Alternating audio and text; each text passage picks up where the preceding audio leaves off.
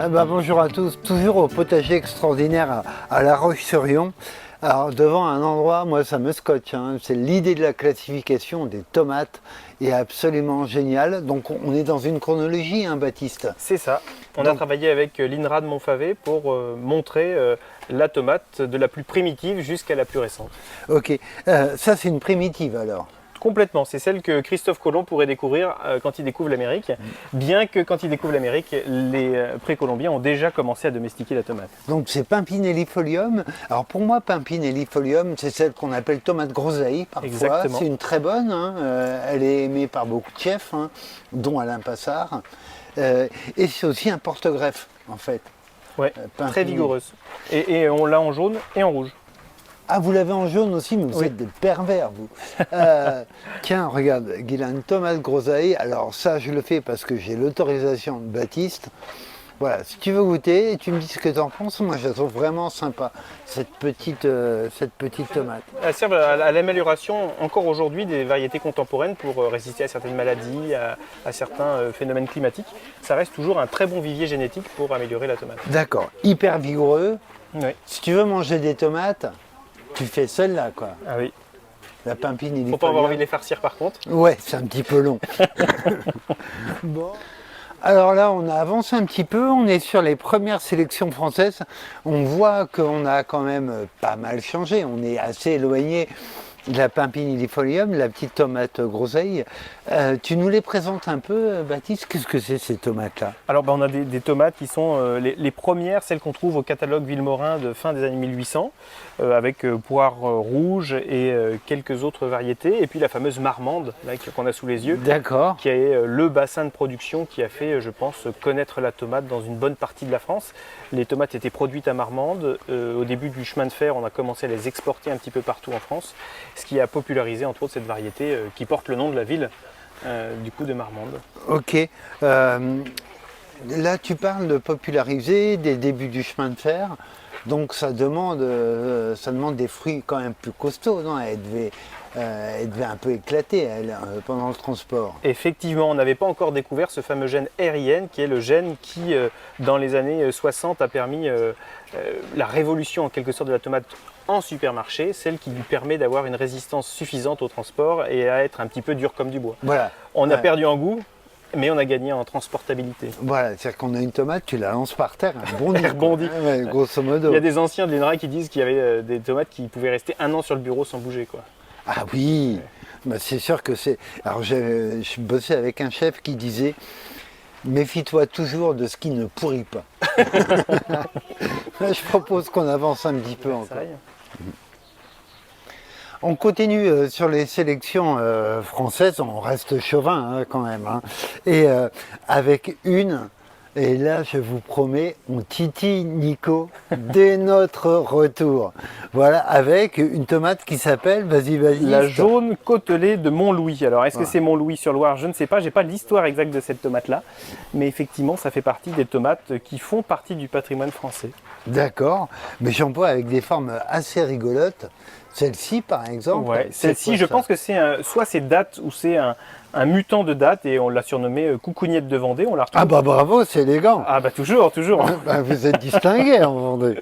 Et du coup, on la retrouve de plus en plus d'ailleurs sur les réseaux sous ce nom-là. Je pense que ça doit être tellement amusant que les gens la reproduisent. Ok, c'est une date.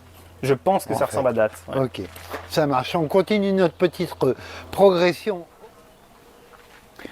Alors là, on est sur, j'allais dire un carré, non, une planche, un rectangle, qui est nommé atypique. Alors là, c'est le moins qu'on puisse dire. Moi, un truc, je n'avais jamais vu ça. Alors je sais qu'il y a des tomates qui peuvent être bizarres. Je sais qu'on a un air très, on en a qui ont un air très renfrogné. Mais là, quand même, c'est quoi ce truc-là? Alors ça, c'est voilà, un mutant à feuilles totalement crispées, frisées, qui s'appelle stick. Et qui donne des fruits. Des fruits en plus bons, c'est ça qui est intéressant. On explique dans le Bizarretum un peu plus loin que toutes ces mutations génétiques peuvent avoir un intérêt. Ici, elle peut avoir un intérêt parce qu'elle perd moins de chaleur, elle est plus renfermée, un petit peu comme une feuille de maïs qui s'enroulerait quand elle a chaud. Donc peut-être que ça pourrait être un avantage en termes de réchauffement climatique et d'économie d'eau. Sauf que le problème de la tomate, c'est que plus elle garde d'eau sur ses feuilles, plus elle attrape le mildiou. Donc elle est un petit peu plus sensible au mildiou que les autres. Ok. Alors sinon, j'en vois une.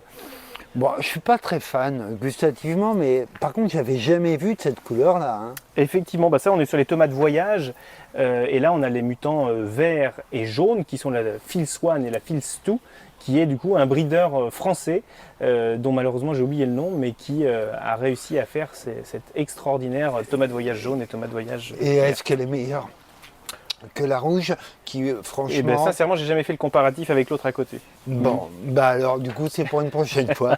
C'est sûr qu'on fait le comparatif. Après on va passer sur une autre planche. Moi qui m'intéresse, c'est la planche que vous avez nommée l'industrialisation. Alors là, on est devant la planche industrialisation. Pourquoi ça, c'est une tomate industrielle alors? Alors il y a plein de paramètres dans ces tomates industrielles. On a parlé du gène Erienne, celui qui permet à la tomate d'être plus dure et de résister au transport. On a ici le premier hybride F1 qui est sorti, qui est Fournaise. L'INRA nous l'a confié, donc c'est l'occasion de revoir Fournaise. Je ne sais plus exactement où il se trouve. Oui, je me souviens de Il est là, Fournaise quand c'est celui-là, j'étais voilà. gamin. Ouais. Ça c'est Fournaise. Ça c'est le premier hybride F1 qui a été sorti. C'est aussi le début des tomates grappes. Hein, on a eu cette mode à un moment donné qui est apparue aussi dans le commerce et donc du coup le port de la tomate en grappe va être quelque chose qui va être développé, les résistances aux maladies et tout un tas d'autres choses et entre autres le port déterminé qui va permettre aux industriels de commencer à faire l'industrie du ketchup, de la sauce tomate et ça on les a mis un petit peu plus tard. Eh ben, on va aller faire un petit tour du côté des ports déterminés du coup. Bah, celle-ci c'est la plus emblématique. C'est celle, du coup, alors déterminée, ça veut dire qu'une fois qu'elle pousse, elle fait entre 5 et 8 bouquets de fleurs, et à la fin, elle s'arrête de pousser, on voit, elle finit par une fleur, et c'est fini. Et donc du coup, c'est une autre tige qui pousse sur le côté, elle va faire une certaine abondance de fruits, donc là on est sur la variété Heinz, donc on est vraiment sur des variétés qui ont été développées pour le ketchup. D'accord, donc ça mûrit tous en même temps, grosso modo. Exactement, et donc c'était ça entre autres ce qui a été sélectionné pour l'industrialisation, c'est qu'il faut que tous les fruits mûrissent en même temps pour qu'on n'ait pas les tutorés et qu'on n'ait qu'une seule récolte à faire. D'accord. Et comme ça on a... Grosso modo, tu les moissonnes, quoi. Voilà. J'exagère à peine, À peine, quand, à peine.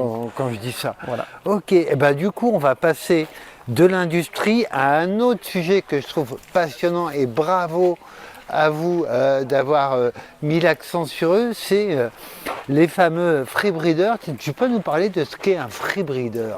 C'est quelqu'un qui crée des variétés, mais pour le bien commun. C'est-à-dire que ce qui l'intéresse, c'est de s'éclater à faire une nouvelle variété, belle, bonne, intéressante pour un changement climatique par exemple, bref.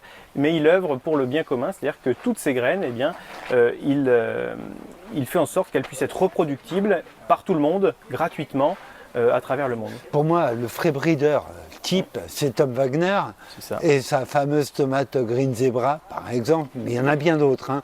Mais Green Zebra, qu'il a mis dans le domaine public, c'est ça? Donc j'imagine que Green Zebra, vous l'avez ici, mais est-ce que tu pourras nous parler d'autres free breeders au passage? Alors, c'est surtout Tom Wagner qui a une grande quantité d'hybrides à son nom, mais j'imagine qu'il y en a d'autres.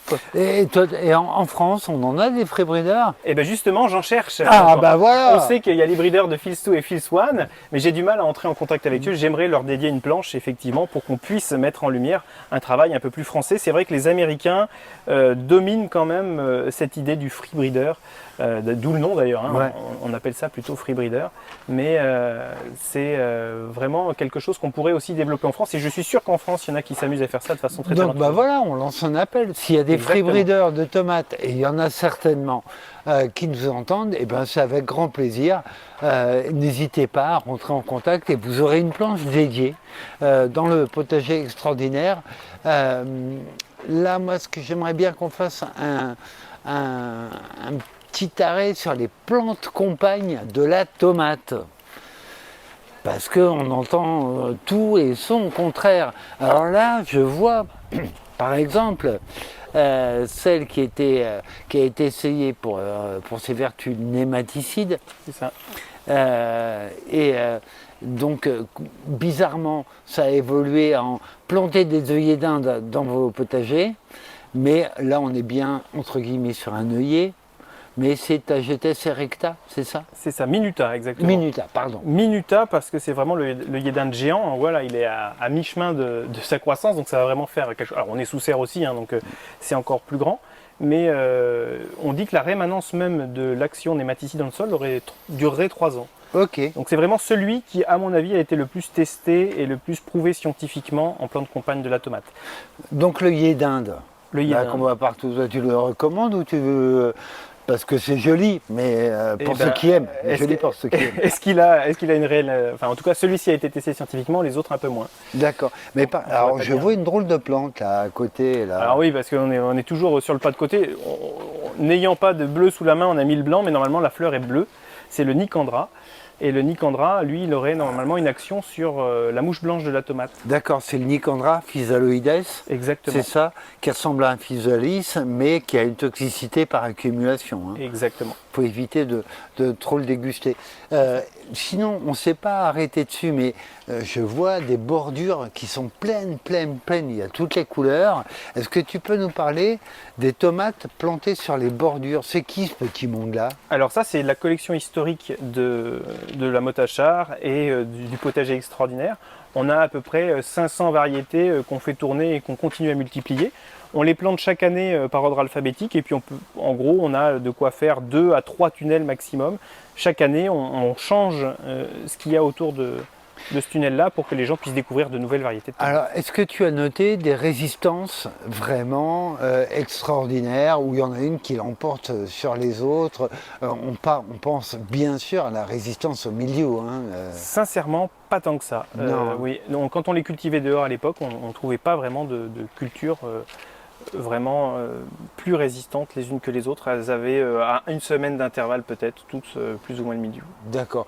Ce fameux cul noir, Oui, on a vu tout à l'heure qu'il y en avait pas mal aussi. Bah, là aussi, hein, c'est un équilibre du sol difficile à trouver pour arriver à avoir suffisamment de calcium, d'eau, de régularité pour arriver à éviter ce cul noir. On voit qu'on n'est pas épargné non plus par le cul noir. Par contre, là, il y a des variétés réellement résistantes au cul noir et d'autres beaucoup plus sensibles. les formes allongées hein, qui sont Clairement. sensibles, hein, Voilà. clairement. Plus à manger. Et là, tous ces kilos de tomates que vous allez sortir du tunnel, là, vous en faites quoi?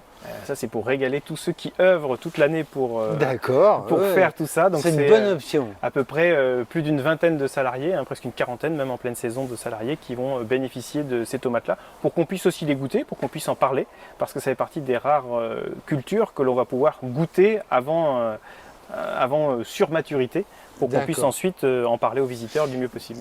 Alors, on use et on abuse de la gentillesse de Baptiste qui va nous faire une petite présentation de quelques variétés que lui apprécie. Alors, vous avez vu que, oui, il a quand même eu le choix du goût, hein, quand même. Mais voilà, quelles variétés tu apprécies tout particulièrement? Ce que je plante chez moi, par exemple, Ouais, c'est ça. Donc, ouais. en fait, il y a pour moi des valeurs sûres sur le goût, sur quand on a envie d'inviter des gens, etc. Moi, je fais toujours cœur de bœuf, ananas et malakitovaya. Ça me fait une tomate rouge pour cœur de bœuf, jaune pour ananas, jaune orangé pour ananas et verte avec malakitovaya, qui fait que quand on fait une espèce de carpaccio, quand on présente aux gens, on a une tranche rouge. Classe, quoi. C'est joli. Ouais, Voilà. ouais. C'est bon et c'est joli. Donc ça c'est j'aime bien. Bon, et ben là, les tomates sous tunnel, tu peux les présenter jusque quand? Alors ce qui est assez sympa, c'est qu'en fin de saison, donc il n'y a plus de feuilles ni de tomates au pied, mais ça va faire comme dans le tunnel de gourde, ça va faire un ciel de tomates. Bon. Voilà, les tomates vont se mettre à ramper sur le plafond, et là du coup en automne on a un effet complètement différent avec des tomates qui pendent du plafond. Donc là aussi c'est assez singulier, il n'y a pas trop d'autres endroits en France où on s'amuse à avoir un ciel de tomates. un ciel de tomates. ouais. Et c'est chic un ciel de tomates. Quand même. Donc on invite tout le monde, vraiment, venez à La Roche-sur-Yon, au potager extraordinaire. Venez voir cette débauche positive de tomates, de gourdes. Et il y a aussi le potager érotique, mais il y a aussi le potager d'inspiration tropicale, etc. C'est Donc attends, combien de temps à visiter le lieu? Et ben en fait il y a des animations différentes toutes les heures, donc en fait on peut y passer la journée en faisant quelque chose de différent toutes les heures. Bon, et ben, on vous invite. Ouais. Ouais. Non, on va en faire des animations, c'est sûr. Et ben, à très bientôt, Baptiste, et merci beaucoup pour Merci Xavier.